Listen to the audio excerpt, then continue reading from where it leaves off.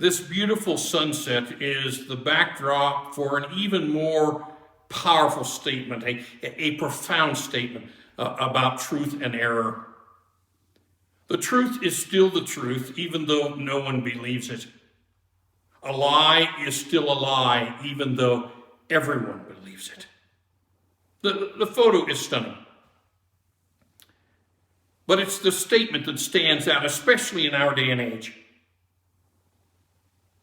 This quote caused me to think back to when the debate between absolute truth and relative truth was being waged back in the 50s and 60s and 70s, especially the 60s and 70s. In the end, it came down on the side of relative truth, subjective truth, if there can be such a thing. It's up to the individual. It's all about me and my whims and my wants, what pleases me. Truth is personally relative, how I want to think about it and how I want to apply it. Once relative truth set in, once it settled in, all kinds of other things began to fall, almost like dominoes, one right after the other.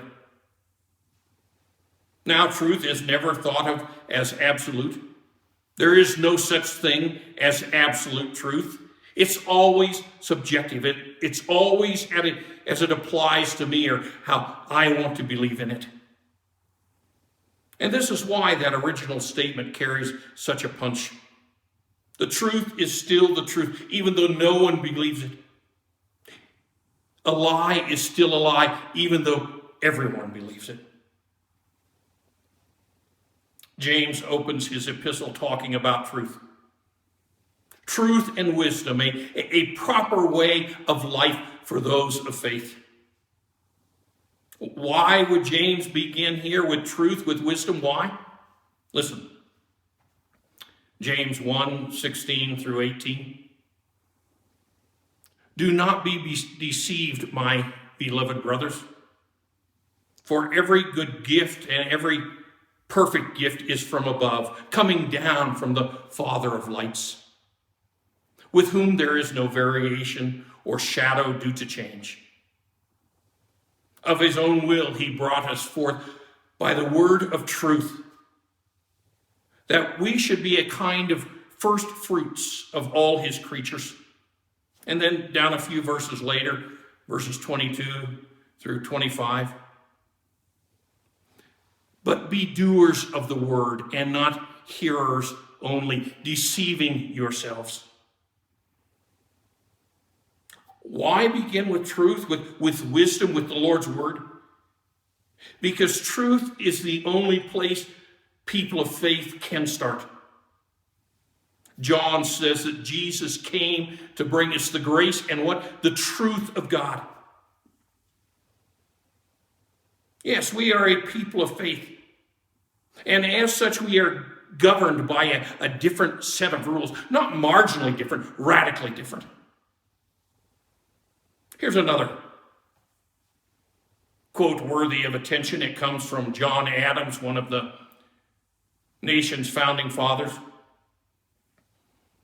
Our Constitution, said Adams, was made only for a moral and religious people. It's wholly inadequate to the government of any other.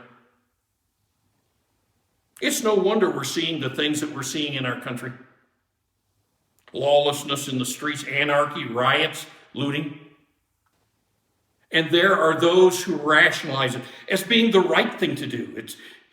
It's what people are entitled to do. They deserve it. 2 Thessalonians 2:9 through 12.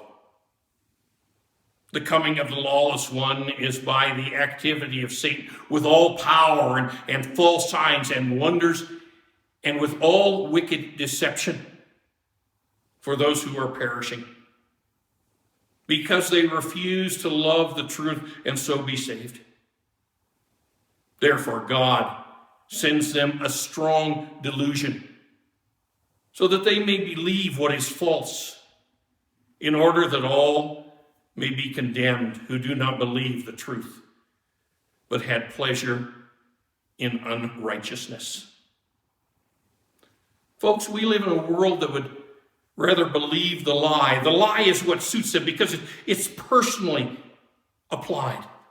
It fits their belief system, their subjective whims, the lie. But as the opening quote asserts, it really doesn't change anything, does it? What you believe or don't believe doesn't change reality. It does, however, change you. The truth is still the truth, even though no one believes it. And a lie is still a lie, even though everyone believes it. 2020 and the opening weeks of 2021 really have been a setback, haven't they? They've changed our lives and our worlds.